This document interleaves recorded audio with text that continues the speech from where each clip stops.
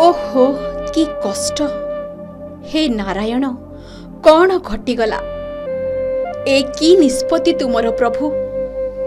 एमिति कौन कहार जीवन चली जाए? आज थिला पुअर मैट्रिक परीक्षा। सेथिपाई माँ हिसाब रे तांकर भारी चिंता। रातिरे पुओ पाठ पढ़ुवा समय रे सेमिति पाखरे बसी चाहि रहिथिले। आउ सकाळ उठी कामधंदा सबु सारी बाहरी पड़िथिले पुओ को परीक्षा सेंटर रे छाड़िबा पाई। उभय बापा माँ गेल्हा पुओ को स्कूटी रे बसाई जाउथिले परीक्षा सेंटर अभिमुखे। हेले किए जानिथिला बाटरे जगी बसिथिला जम। आउ देखु देखु आखि पिछुला के घटीगला एते बड़ अघटन जहाकू भाबिला बेलकू भी छाती थरी उठुछि। केन्द्रापड़ारे हाईवा धक्कारे महिलांकर मृत्यु होइछि।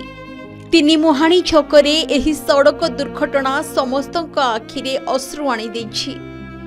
घटनास्थल रे जणे महिलांकर प्राणवायु उड़ी जाइछि, जहा फलरे बीच रास्ता रे देखिबाकू मिलिथिला प्रबल उत्तेजना। आउ उद्यक्त लोके हाईवा को अटक रखिबा सह ड्राइवर को निस्तुक माड़ मारिथिबा खबर मिलिछि। जहा सूचना मिली स्कूटी रे स्वामी स्त्री और पुओ जाउथिबा बेले घटीथिला भयंकर दुर्घटना। एक स्कूटी रे जाउथिबा बेले द्रुत गति रे आसुथिबा एक हाईवा पछपटु आसी धक्का देथिला। एही मर्मन्तुद दुर्घटना रे स्त्रींकर मृत्यु होइथिबा बेले स्वामी और पुओ गुरुतर आहत होइछंती। मृत महिलांक घर टाउन थाना अंतर्गत बणियामाल रे।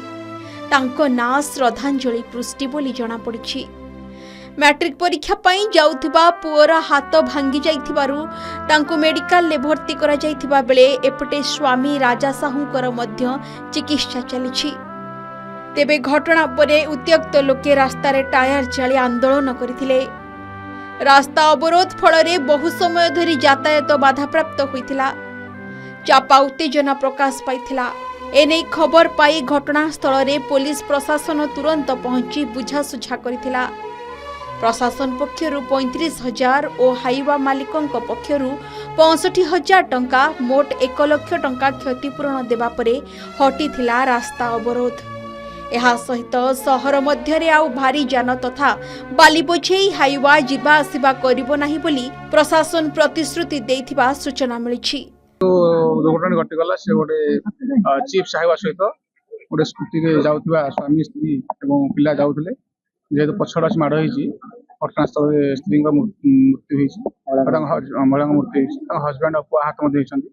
सेतपई जनसाधारण रास्ता रोक करिछन्ति।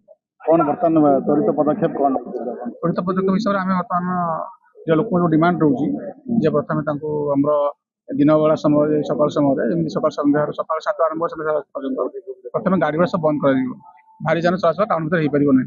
से आम कलेक्टर सहित कथा भी सारीचु ना प्रति प्रशासन यत्नवान अच्छी। आज इनसीडेंट पर आम निजे बहुत मर्माहत।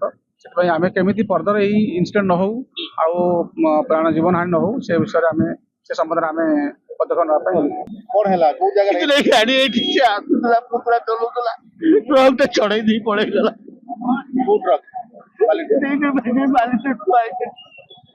आइवा आज्ञा कौन है आउ किछि नाही आपण देखु फोटो के किछि आउ नाही रामनगर पटले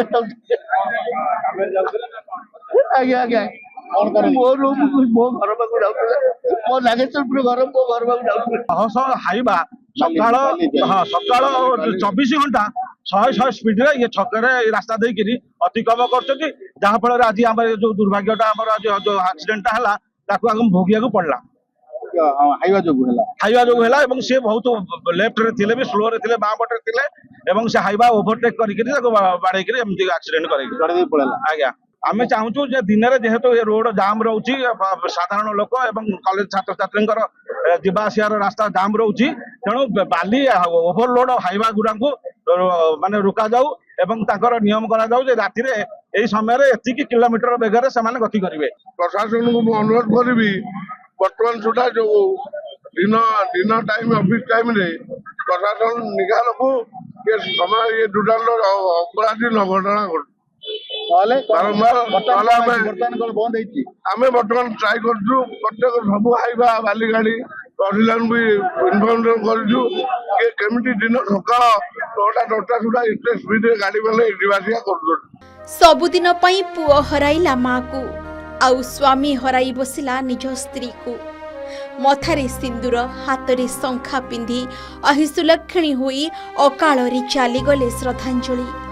ବେପରୁଆ ଗାଡ଼ି ଚାଳନା ପୁଣି ଭସାଇ ଦେଲା ଜଣଙ୍କର ସଂସାର, ମାଛେଉଣ୍ଡ କରିଦେଲା ଗୋଟେ ଛୋଟ ପିଲାକୁ। କେନ୍ଦ୍ରାପଡ଼ା ଜିଲ୍ଲା ମାର୍ଶାଘାଇରୁ ସରୋଜ ପରିଡ଼ାଙ୍କ ରିପୋର୍ଟ, କେ ନ୍ୟୁଜ ଓଡ଼ିଶା।